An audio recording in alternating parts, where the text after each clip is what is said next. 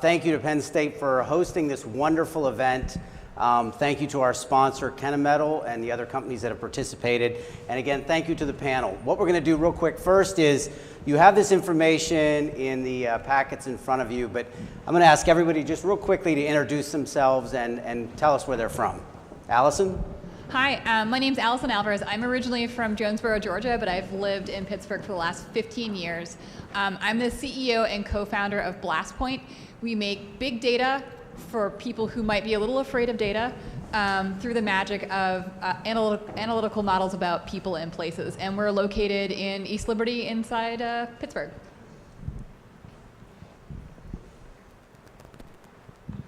Hello. I'm Joe Chiefy. I'm a assistant professor here at Penn State New Kensington in the EMET program. I'm also the program coordinator for that EMET program. It's a program in industrial automation and robotics.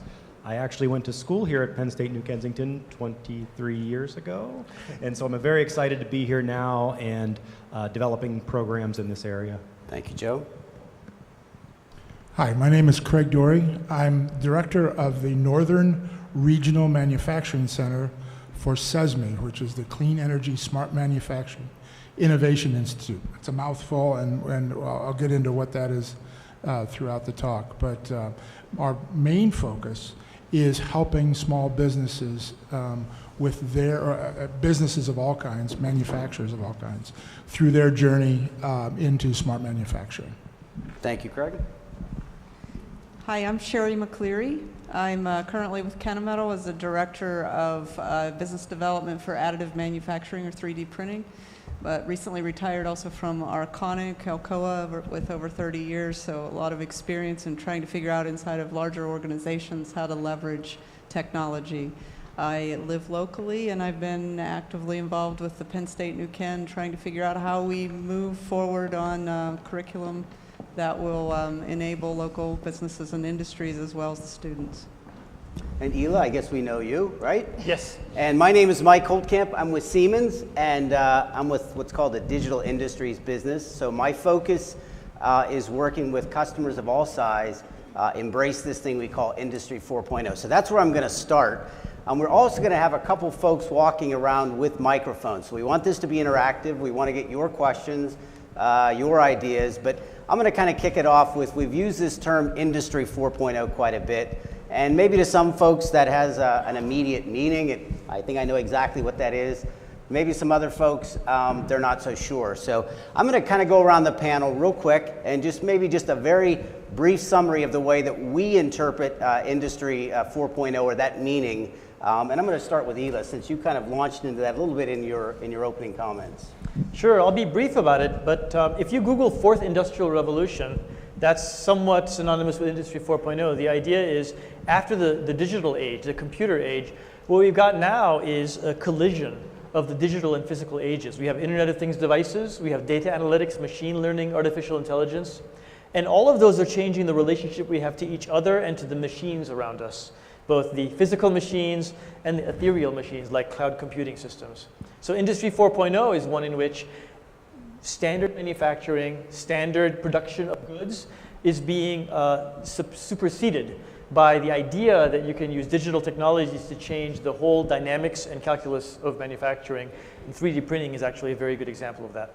So and I think of this is, we sort of live Industry 4.0 in our personal lives. Things like Uber and Airbnb and all the other things that are, I think of things like Pandora or Spotify, which are kind of examples of Industry 4.0. So I'm going to ask Sherri, she comes from sort of the big business perspective, to talk about what does Industry 4.0 mean to sort of a manufacturer? Okay. So as you both indicated, it's kind of that collision between cyber and physical. I think what it means for big business, we're learning along with everyone else. I think that manufacturing in general is behind relative to a lot of other industries, relative to what we have even in our personal lives. I think that it's a very rapid transformation of how we leverage digital technologies to really manage not only the manufacturing itself, but create whole new business models to be able to connect the supply chain, manage the supply chain, have visibility to the supply chain in ways that we never did before, that gives us information not only on how we manufacture goods, but how we service the markets, how we interface with our customers, how we learn about what the next generation of products should look like. Great, great. And so, actually, Craig shared a story with us this morning working with a large aerospace company, and there's a lot of small companies that feed into this large aerospace company. So Craig works with companies of all different sizes. Maybe if you could share a little bit of the challenges that you see with those small companies that feed into the big company. Sure. But first, I want to say I absolutely agree with everything I've heard so far, and maybe a more simple way to put some of this is that smart manufacturing, IIoT, Industry 4.0 is all an attempt to help take the information that you generate every day in your companies from your manufacturing processes, take that information and make some value from that information. Feed that back into your processes, whether it's in terms of supply chain, whether it's in terms of better, improved processes, being able to model those processes to improve the output, the expectation of a higher quality product, be able to lower your costs in some way, shape, or form through lower energy, through lower material use, through reduced scrap. Across the board, the idea is to take information and make value from that information. So to follow up with your question, I work with a lot of different companies throughout the country. One area that I work with is the aerospace industry in Connecticut, where there are multiple small manufacturers that feed the large prime, which happens to be Pratt & Whitney.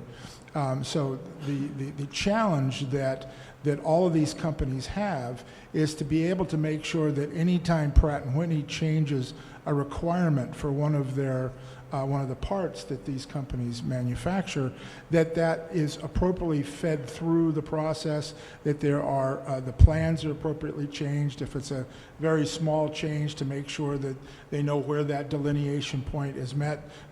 This part, this lot has the old design, this lot has the new design, and all of that information is fed through appropriately, and then Pratt & Whitney needs to understand exactly how that flows through their supply chain. This is a very large problem when you're talking thousands of parts for a jet engine. And potentially hundreds of suppliers, right? So exactly. Absolutely, and hundreds of suppliers. So, again, within this group, we have a pretty broad mix of representatives from industry and from education. So there's no doubt that a lot of what we've talked about presents some unique challenges for education. I know Chancellor Snyder made the comment to me one time that he used to be able to sit down with a parent and confidently tell that parent that I'm going to prepare your child for a job that's going to carry them for the next 40 years. He can't say that anymore because jobs may change 10, 15, 20 times over the course of that career. So that's an area that Joe comes into play, how he educates those students. So maybe you could talk a little bit about that. Sure. I'm trying to distill it into maybe two challenges that we face at the university level.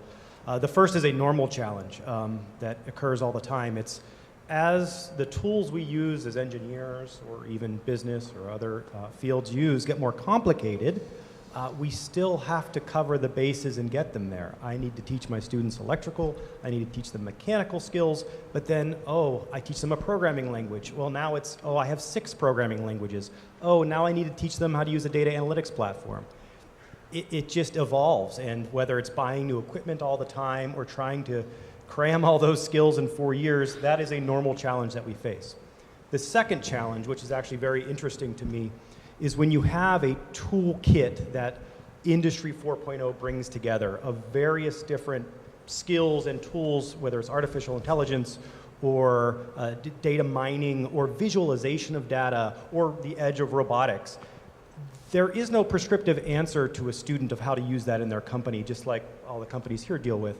So we're trying to bring together business students and the engineers to think about, here are my tools, what can I do with these in my field? What can I do with this stuff. It's a different style of thinking. They're open problem solving, and we're trying to get this campus involved at every level so that it's not just engineers driving technology, but also making use of that data, different business cases, and getting them thinking about that. So, Thank you, Joe. And one of the things I heard that Illah said that I think it's kind of a unique thing is that this highly collaborative approach. It's not you don't stay in your own lane anymore. It's not that engineering doesn't talk to accounting and accounting doesn't talk to IT. It's a very collaborative environment. In his example, where they're learning about in education about biology, at the same time they're learning about fluid mechanics and data analytics. That seems to be the model more, is a broad experience set. And again, that refers to those tools. So I want to come back to, and Alison is our data analytics expert. So one of the things I hear all the time is there's all this data being produced, right? I mean, there's just enormous amounts of data being produced. And data for data's sake has no value. We know that. I mean, just looking at spreadsheets, that has no value. So how do we convert all of that data that we're getting from all of these edge devices into something that's meaningful, that we can both act on, and something that we can actually get value out of? So I guess, Alison, I turn that over to you. Yeah, thank you. So I guess I can talk about this from the perspective of our customers. So I serve a lot of customers who are doing really traditional things. So they're not necessarily building robots, but they're doing things like making donuts. They're selling natural gas. They're I selling like the electricity. donut ones, by the way. Yeah. If you need help with the donut ones, call me. They're selling physical therapy.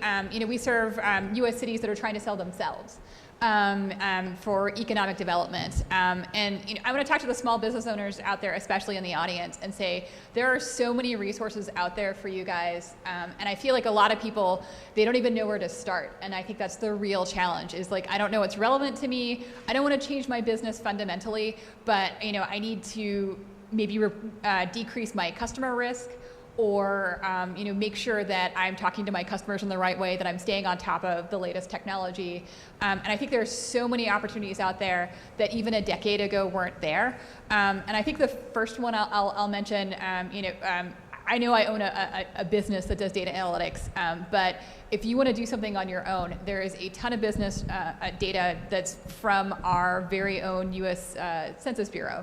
And you guys, your tax dollars pay for this, so you might as well use it. But there's a ton of data out there already on businesses, on the kinds of people that are out there. For us, what we end up helping our customers with more than anything is marketing, finding customers, but recruiting. That ends up being one of the biggest value adds we have for our customers. So understanding who you're looking for and who you're trying to hire. I think the most popular thing that our customers have been looking for, 3 customers in the last month have asked for data on finding veterans, because that's a great source of finding people who match the profile that meet the needs of these customers. And there's a ton of data out there that tells you that. And even if you want to pay a little bit of money for it, there's stuff that goes all the way down to the address level that will help you figure out exactly where you need to go, what you need to say, and reach out and meet your goals. Great. And if I could ask Carrie and Corinne to stand up. They are going to be our roving microphones. And so I want to get questions from the group. So if you have a question, raise your hand. We'll get a microphone to you. If you have anything you'd like to contribute. One of the things, though, that I wanted to come back to was we talked about education. So we're not just talking about university education, I assume. It starts sooner than that? Oh, absolutely. I mean, the K through 12 preparation, as Ilya mentioned, and others, the ABC Create folks in this room, that prepares them for a better experience here. And then beyond that, boy, I've been talking to a lot of employers who just need their employees to be exposed to some of these ideas. They're great employees, but the challenge of keeping up with the tools that they have available, and our continuing ed program is trying to adapt to that. Great. So, Comment about that? Yeah, I was just going to say, and Illah, maybe on the workforce side, the workforce readiness side, maybe. Yeah, one comment to follow up on what you just said. There's this whole thing about screen time. What should my kids do? Maybe if they use that iPad a lot, they'll be ready. And unfortunately, to use a highly technical term, that's bollocks. The problem is, when you take a magic device that has no screw holes on it, and you use an app the way it's intended to be used, it's basically like playing a video game. You're simply being addicted to a certain device and a certain play pattern with that device. And the shame of that is what we need in this society is a child who actually knows what the phrase Phillips screwdriver means. and can use the driver set that Arconic is handing out back there because they know what it's for. That's what we need. And it's that kid who has a mechanical intuition and a computational intuition and can hack some code. That's the winner. And so the critical thing is to actually prepare people to understand how machines work and how they fail. And that's where education is really failing us at the very young right now, and where we can really make change that can disruptively affect how our children will be able to influence the future. That's great. That's great. And again, any questions, raise your hand. I'm sorry. Go ahead, Sherri. I just wanted to comment that I think in addition to the education of the workforce, the students, there's an education of the leadership, and there's this merging of generations to some extent. We talk about how for the next generation of workforce to be prepared, they need to have a certain level of education around digital technology, mechanics, marriage of the two. But I think there's also an education around the leadership in the older generation to understand how to leverage these technologies. They don't have to become the experts, but they have to appreciate that the next generation of workers you're bringing in are digital natives. They've grown up with digital devices in their hands since they were toddlers.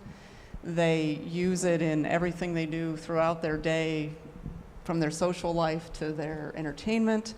And that if you're going to retain those employees, you need to introduce some of these technologies just to keep them engaged, to give them devices that are familiar to them, to allow them to explore how to use those technologies for your good. And so I think there's a marriage of both the older generation, the younger generation, the mechanical, the digital.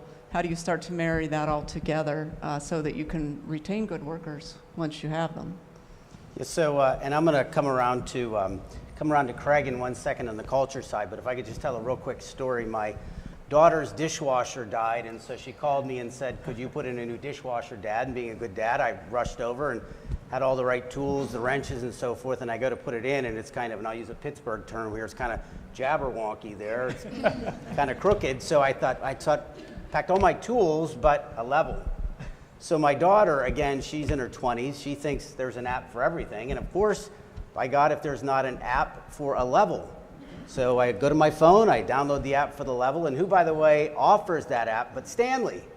So Stanley sees, okay, and not only is Stanley kindly providing me with this level, but they're also bombarding me with advertisements. So they see this as a revenue stream. So they didn't, you think to yourself, this is the way this generation thinks. And we can pretend like it's not there, but we want to be an employer that's attractive to that generation. Also, we want to bring the skills that they have, and we want to build that highly collaborative mindset. So one of the things I want to ask Craig about is, you work with a lot of different sized companies, large and small. Tell us about the culture, the cultures that embrace this technology and the cultures that say, we've kind of always done it this way, and we don't see ourselves changing. Exactly. Let me start with a personal note on what we've just been talking about.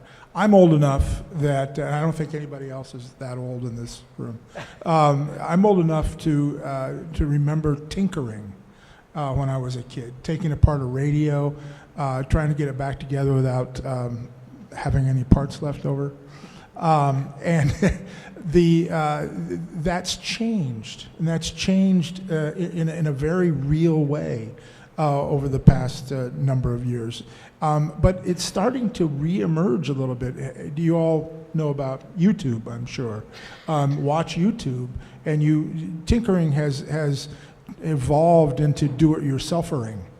And there's many different videos on YouTube about how to do anything from install a new carburetor on a '64 Chevy to putting in an air conditioner to installing a dishwasher and making sure that you have a level. Yeah, exactly, on hand. exactly.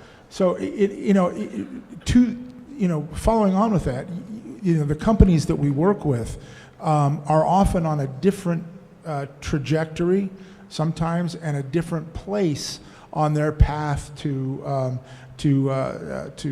smart manufacturing, to employ some smart manufacturing techniques in their companies. And so they can be at the very beginning where they're trying to figure out what the next best step should be. Is there low-hanging fruit that I can go after with some simple techniques to understand my manufacturing processes, understand the data that those processes generate, and then put that data to real use in my company. All the way to companies like General Mills is a great example. They have a product that everybody knows about called Cheerios. Cheerios is a product that has no wheat in it. It is a celiac. If you have celiac disease and are allergic to wheat products, then that's something that you can eat with confidence that you will not get sick. Yet, if you look at the supply chain for Cheerios, the oats from all the oat growers throughout the country, how do they make sure that not one boxcar that they used to carry wheat in the day before is now used to carry oats? That's a huge supply chain problem. And I think, don't quote me on this, but I believe that the goal for General Mills is 4 parts per million, and they strive. That's the high end of their goal, and they strive for 1 part per million of wheat in their supply chain. So I never knew Cheerios were so complicated. Yeah. All I know is that between you and Allison, I'm getting hungry. Yeah. But if you get sick, Yeah. it's a big deal. Yeah. So, and I want to bring up. Oh, we have a question back here. Well, I think it's a segue with you referencing generations. One of the things I'm chatting with the Westmoreland County Chamber of Commerce. One of the things is that we have the aging demographic in all of southwestern Pennsylvania, especially in Westmoreland County. Obviously, partly the question is being answered today by Penn State New Kensington hosting this program, but Kennametal and Arconics and the large manufacturers are focusing on Industry 4.0. Whenever we have these people that are of retirement age that own small manufacturing companies, that is going to impact our economy. How do we help to identify the importance of this? Because if you're 62, you don't necessarily want to make sure that you're learning all of the Industry 4.0 and investing in the infrastructure to impact that, but that's going to impact the sale in the next generation of the business. How do we address that issue? Somebody like to?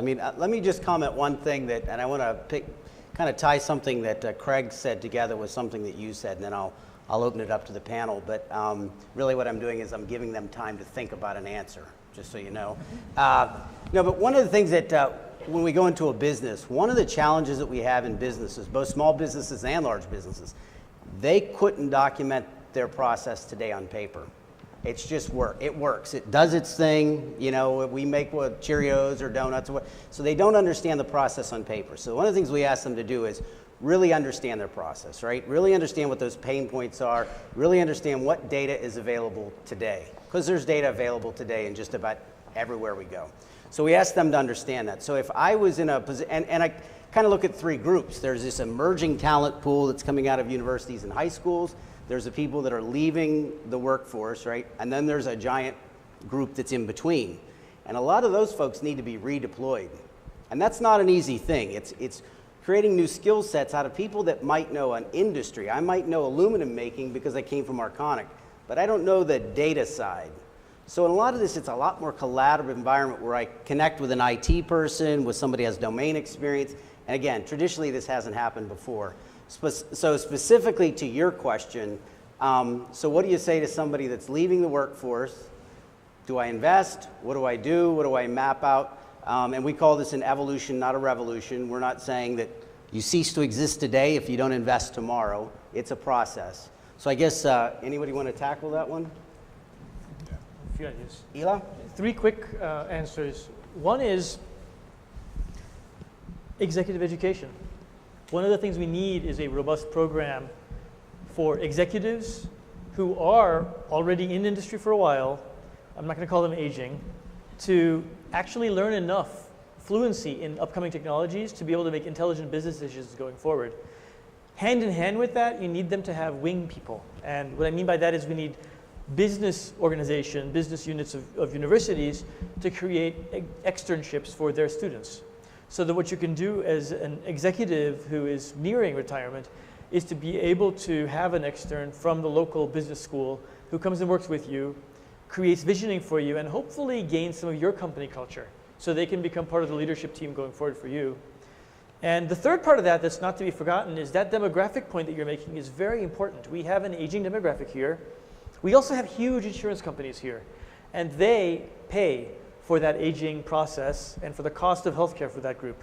That means we have massive untapped opportunity for technologies that increase the quality of life of individuals at home as they age, keep them home longer so their quality of life goes up, you keep them out of a managed care facility, which is far more expensive, and the return on investment is so good if you do that that the insurance companies ought to pay for that.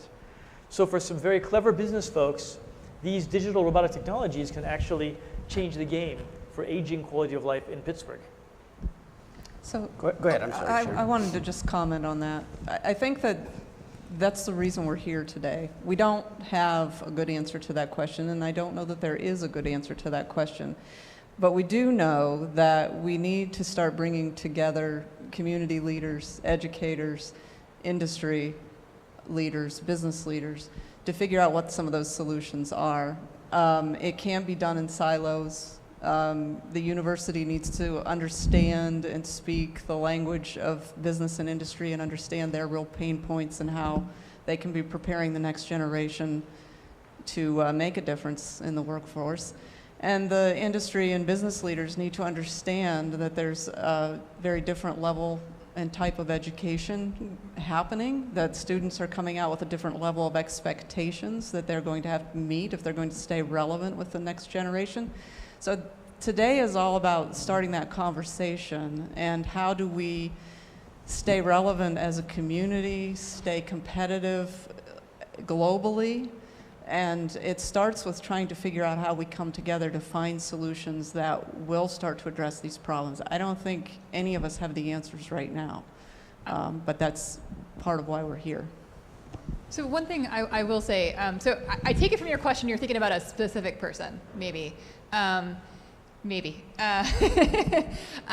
So the one thing I'll say is, so part of my job is convincing people who have established businesses that data and technology is absolutely critical to their survival. And if you go in and say, like, data is the way of the future, data is going to save your business, people tend to tune you out because it's something that they don't have any relation to, and it's not something that's a part of their everyday life. So I have this concept that I use a lot that's called talking in money that I think works pretty well for business people. And it's basically talking about everything impacting the bottom line. And that means that every single technology change, every single appeal to use data, it needs to have sort of a bottom line estimation built into it, which is not exactly an easy thing to come by. And case studies are a great way to sort of get benchmarks for this kind of thing. But a lot of times what you have to do is something called building a model, which is you take a really good guess and you build a spreadsheet around it. So you try and estimate exactly how this is going to impact what's going to happen. And I feel like with that older generation, if you can tie any kind of new technology to value, I think it makes a big impact on changing minds. And I think, just doing technology for technology's sake, a lot of people are like, I've been running my business for years. I've been really successful. Why should I change? And being able to quantify that in terms that people understand, I think makes a really big difference in convincing people that things need to change. Many of the companies that I work with are small companies, and whether they have a 62-year-old running the company or a 27-year-old running the company, they're often risk adverse. So the challenge is similar. across many of these companies just because of the nature of running a small company. I ran a small company for 20 years and certainly was risk averse when I was doing it. One of the challenges that we come from, or that we try to attack, is looking at a project level challenge that will help them make a difference in the way they run the company. Let's say there's a new product that they cannot really manufacture without some changes, new equipment or new techniques, or the competition is a nickel cheaper, so they need to bring the cost down. So then you might attack it the same way, you know, that my associate just talked about, which is build a spreadsheet around it. What can you change to make it more efficient, make the process more efficient, make the outcome more predictable, or whatever you need to have happen, but do it at a project level rather than play a whole you bet the company, and then you can start chipping away at the processes in that company to make a difference. We have a question back here, Carrie. Hi, I'm Christy from Armstrong High School. So my question is, would you be able to walk us through your interviewing process and let us know how you weed out your applicants? The reason I'm asking is because I'm having my ninth grade biology students do a lot of group work, and in my rubrics, I include like collaboration, creativity, communication skills. But is there something else that I should be evaluating them on based on like, you know, how to get the job done, how to get the job? So I'm going to jump on that first. I've interviewed a lot of people over the years, and again, I take issue with the fact that he's the oldest guy here, so I think I have a driver's license that might prove otherwise. But one of the things I think that in general is a determining factor is intellectual curiosity, and that's not always an easy thing to measure. That's not always an easy thing to ferret out in an interview. But you could sit across the table from a person and they could say all the right things. You know, they have good grades, they, you know, do all the right things in life. But if they don't have an intellectual curiosity, the challenge we're going to have going forward, and this is somewhat true in the past, but even more so, is that ability to adapt. It's the person that you sit down with a problem and they will become a sponge and absorb everything they humanly can to find the solution to the problem. And that's why, too, I think even in the world of this kind of multidisciplinary environment that we have, I just saw something that came out that Bill Gates says, if you're not dedicating 5 hours a week to learning, then you're probably not going to be successful in business. And I think that's true. That's not learning necessarily that's structured learning. That's learning that you take on yourself. And that all comes out of that intellectual curiosity. Sherri, maybe anybody else want to add to that? Yeah, so I've set up hiring processes at 4 tech companies at this point, and so I'm going to talk about this maybe from the new economy tech perspective in hiring. And you know, this answer is especially for people who are just entering the workforce. You don't have a lot of job experience behind you, you know, and you're a little bit more of a blank slate. And I'd say the thing that really gets your foot in the door is the concept of show, don't say.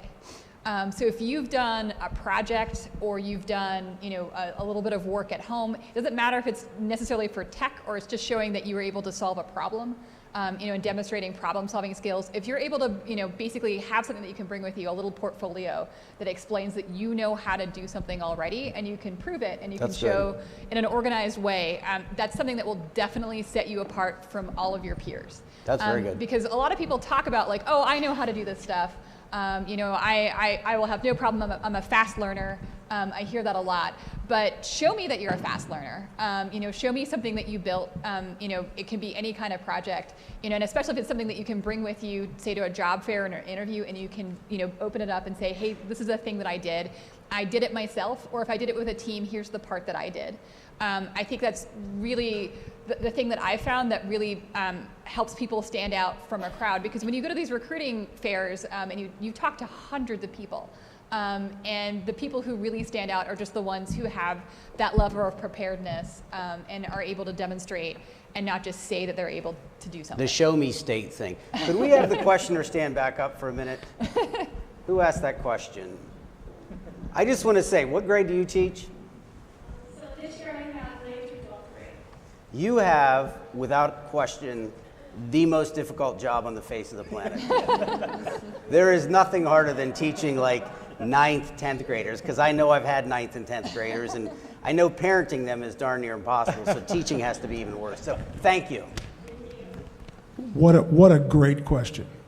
I'd approach it from I agree with everything I've heard. One thing that I would add to that is that it encourage them to write a great letter.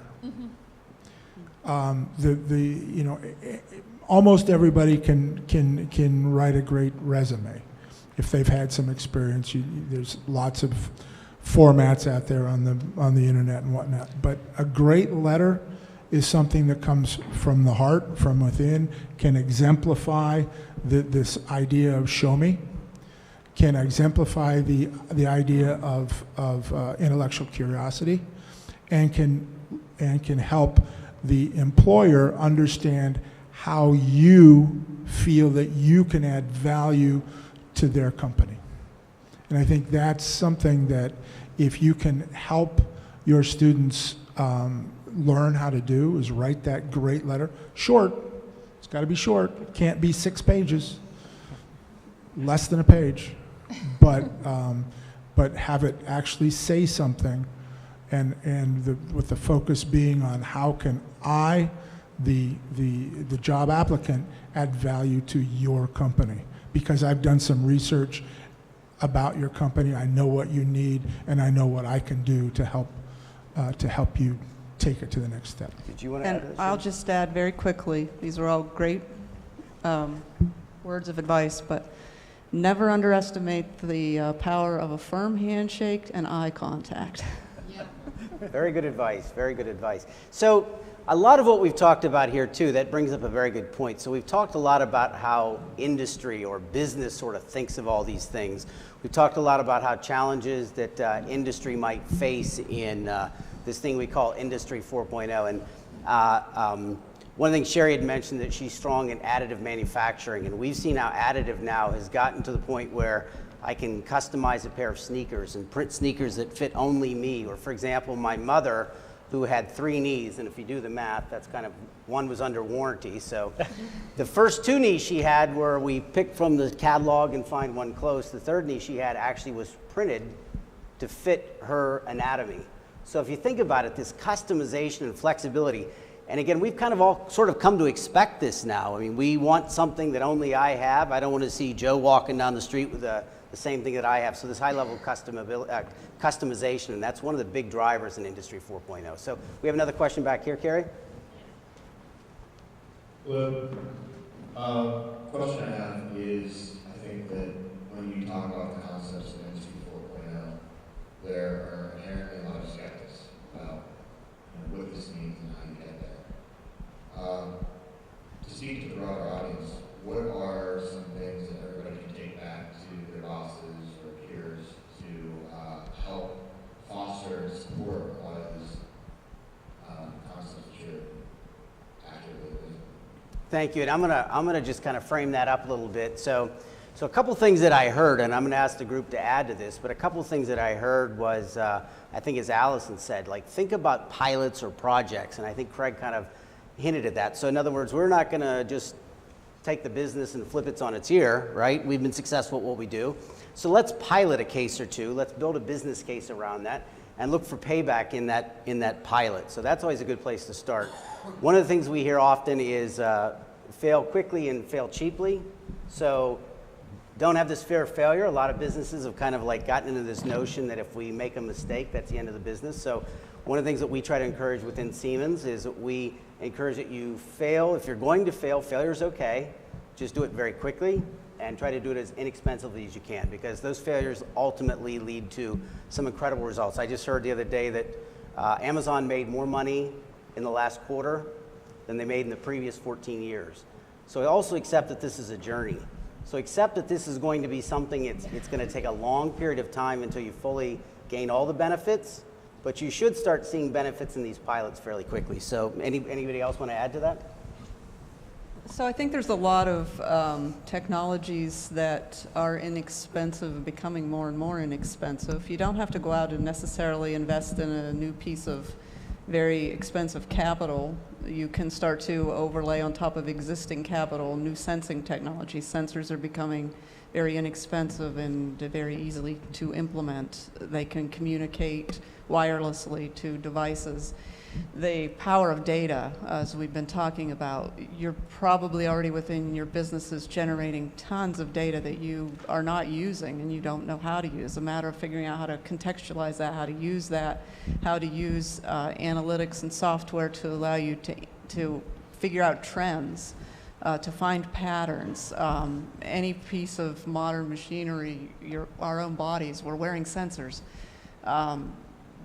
So how do you start to look around you and see where's the data you already have? Where can you start to overlay inexpensive technology where you don't have to go out and make major capital investments, but utilize what's already available to you within the data you're already generating, the capital you already have, the processes you're already doing, intelligence that you may have at your very fingertips, but you aren't leveraging it right now. So there are many things that you can do to just begin to explore the power of data, edge computing, sensors, and how to bring that all together before you start worrying about your machines talking to one another and having everything you do digitized.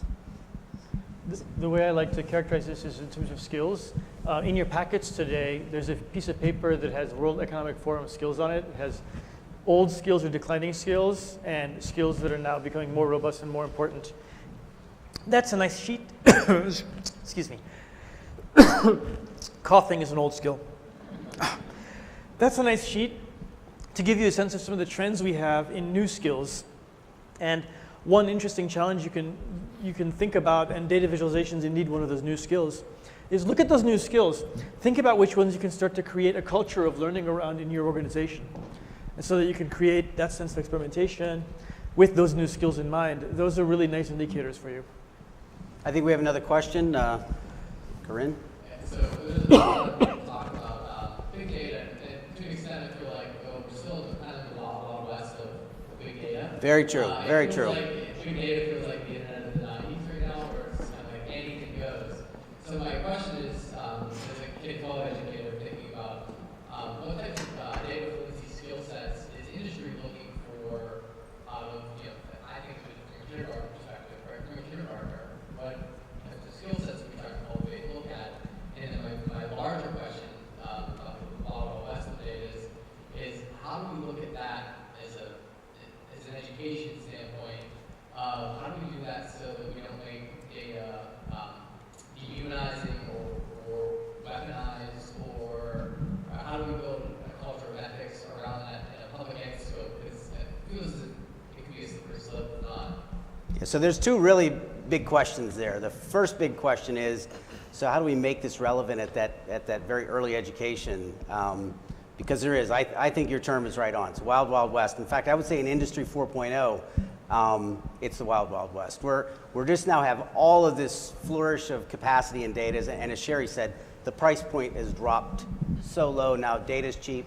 I had an ad from 1980 for a 10 megabyte hard drive was $5,995. It was this big. I could leave here and go to Best Buy and buy an 8 gig jump drive for about $5. So data's just gotten cheap. So there's just tons of it, right? So how do we make it relevant to that? And then the ethics piece that lays on top of it. And I want to do the ethics one first, because Illah, you touched a little bit on this, on the ethics piece of data. Maybe talk about how do we not weaponize data? I think the most powerful direction, and I love your question, Brett, is about narrative. It's about taking data and not teaching it in a vacuum to our children, but teaching it inside of a narrative. So for instance, have the children look at data and learn data because they're looking at American Consumer Survey data or US Census data to look at inequality in housing markets in their neighborhood. And when you do that, you connect their sense of fairness and justice in their neighborhood with the ability to make sense of data. And if we can wrap data understanding together with real narratives about the real world and not some kind of make-believe, pretend situation, I think it shows them the power that data has to give us insight through inquiry about the actual world we live in. And that prepares them, I think, to have a kind of emotional connection to it. But we've talked about this. You need to hear from the industry. Yeah, but you want to make data a competitive weapon for your company when it's about your data in your processes. So you don't want to weaponize public data, but you want to make the data about your processes and your business a competitive weapon to show how you can be more competitive than the next company down the road that makes the same thing. And I think some of that's monetizing the data too, and I think that's maybe not relevant to your question initially, but I know a friend of mine was telling me they were driving along in their vehicle and the screen popped up and it said you need an oil change, and oh, by the way, here's a vehicle, here's a dealer that's close to you right now, here's a dealer that's close to your home, would you like me to make an appointment? How does 9:45 on Thursday sound? So all of a sudden it's a new revenue stream. And a lot of businesses are looking at these new revenue streams as a way to generate some additional capital. From a business that may be a very, very old business, there's a company we deal with in the plastics injection molding business, and they're taking data on consumables, so parts, things like preventative maintenance, all that data is being captured. The data's always been there. I mean, there's nothing new. As Sherri says, we're not spending crazy amounts of money to get the data. The data's largely been there. It's being the ability to use that data in some kind of monetized fashion. And I want to mention, Alison, before I have you jump in, I would just take what your question is and extend it maybe to the collegiate level. So you graduate students that now have this ability to understand data and do all kinds of things with it. How do you make sure that it doesn't have some kind of social overtone that's unfavorable? Ooh, that's a good one. I think that's one of the focuses of a 4-year degree, though. We have general education in all of our programs for a reason. We're there to teach students how to be good human beings. Yeah, the ethical side of engineering. Hopefully that comes through, and in engineering in particular, we impact the world a lot, so we have to be very conscious of what we do. And Alison? So, I just want to talk about this from the perspective of, so I have a 7-year-old, and she's been testing my software since she was 5. And so we spend a lot of time at home talking about data and what it means for people. And the one thing I want to say is not all data is the same. So if you have data about parts, it's if you got hacked and your parts data got stolen, I don't think you might feel very violated as the company, but your customers might not be too upset about that. But if data about their financials, what they've purchased, really personal data gets stolen, people are going to feel a lot differently about that. And so one thing that we think a lot about as a hoster of data and a builder of data models is respect and empathy whenever we have data. So that means keeping the private things private as much as possible. And for the things that are really private, maybe taking a step back so that things aren't as identifiable. So there's this concept of personally identifiable information. In this country, again, we are a cowboy country here in the United States, but in Europe, in Brazil, in South Africa, personally identifiable information is a big deal. And so it is life or death as a company if you mess that up. The fines can be pretty generous. And I'm from an international banking background. That was my whole life, was making sure that we never got hacked, that data never got stolen, and we kept criminals out of the system as much as possible. And so I think a concept for any kid to be able to grasp is, okay, is this data that I think would make me sad if people knew about it, or is it something that I wouldn't care as much about? And as kids, they maybe don't have the perspective that adults do, but I think it introduces that first idea that maybe not all information about you is the same. And there's also this concept of being able to opt out. And I feel like people do not get educated enough about this. Everybody in the data industry pays very big attention to this. All of my data vendors have opt-outs for individual data. Almost nobody takes them up on it. It's like less than a tiny fraction of 1% of the United States ever takes anybody up on it.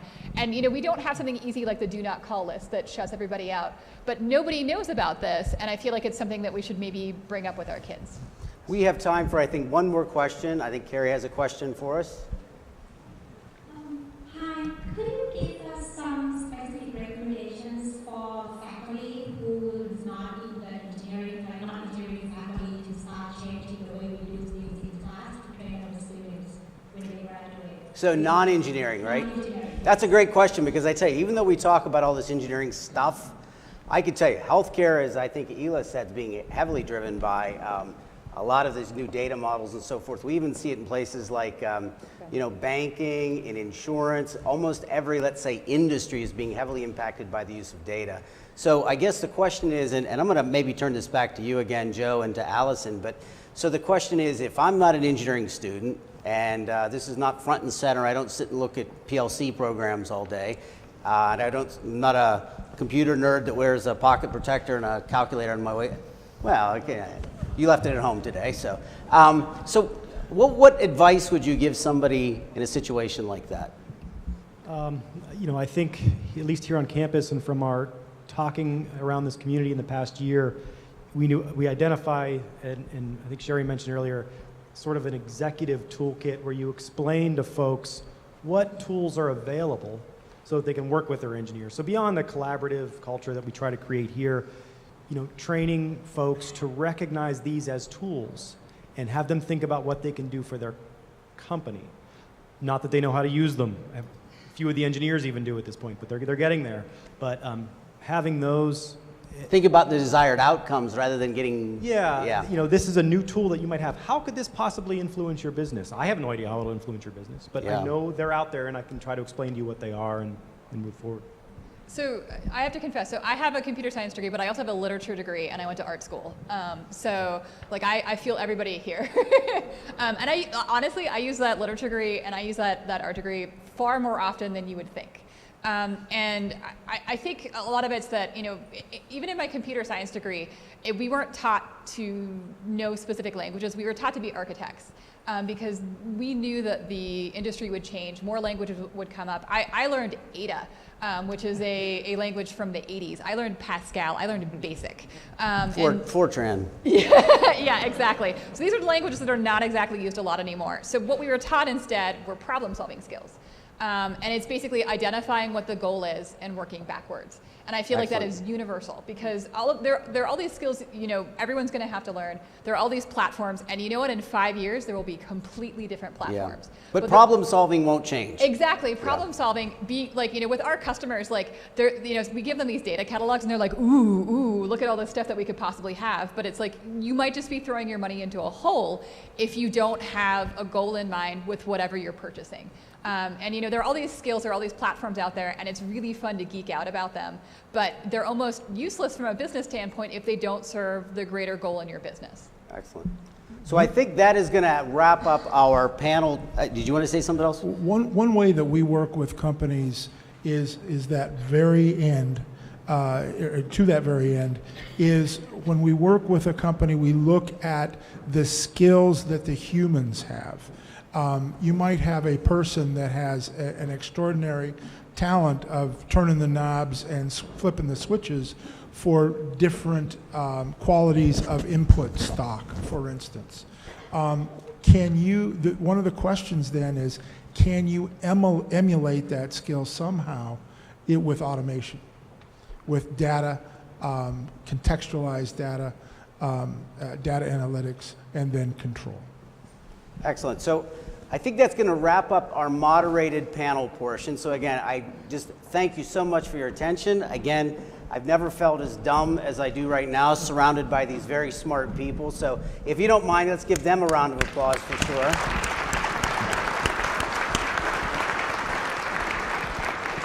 And I would just kind of close with maybe just a couple thoughts. The first thought is that, and I think one of the questioners said this very well, this is the Wild West. So I would say the dust is going to settle, but stick your toe in the water, kind of see what's out there, learn what you can learn. There's a variety of sources to learn from. And the second comment that I would make is I think we're very fortunate that here in New Kensington, there's a lot of exciting things happening, and there's going to be a lot more exciting things happening. And we talked about the corner, we talked about a digital makerspace that's coming. There's a lot of exciting things that's going to happen in New Kensington in the very near future. This is the Rust Belt town that's, we could cookie cut this and put this all over a lot of the Rust Belt throughout the Northeast. This is a place some exciting things are going to happen. So I'm just excited to be part of it. I'm excited that Chancellor Snyder asked me to help contribute to it. And with that, I think we're going to wrap up the panel portion, and I'll turn it over to our Chancellor. Thank you.